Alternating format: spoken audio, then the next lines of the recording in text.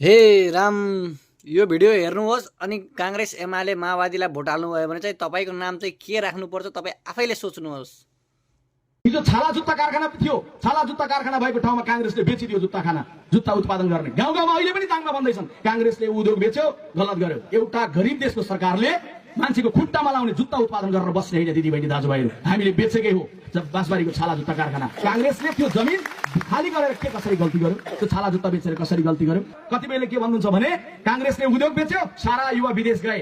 Communist पार्टीले हातमा बन्दुक थमाउँदै गर्दा काङ्ग्रेस पार्टीले हातमा पासपोर्ट थमायो, कौन सा गल्ती गर्यो। आज साउदी, कतार, मलेसिया, दुबई कहीँबाट लाइभ हेर्दै हुनुहुन्छ त्यहाँका युवाहरूले भने सम्झिनुहोस् आदरणीय मित्रहरू, कम्तीमा बुढी भएकी आमाको अस्पतालको उपचारको खर्च तपाईँ साउदी, कतार, मलेसिया, दुबईबाट पठाइरहनु भएको छ काङ्ग्रेसको कारणले। के काङ्ग्रेसले साउदी, कतार, मलेसिया, दुबई जाने ढोका खोलेर गल्ती गर्यो? अनि मलाई अचम्म लाग्छ क्या एउटा कुरा, यस्तो भाषण गर्दा पनि त्यो भिडले चाहिँ सुनेर बसिरहेको छ के। नेपालमा कस्ता जनताहरू छन् ल, आफै सोच्नुहोस् त।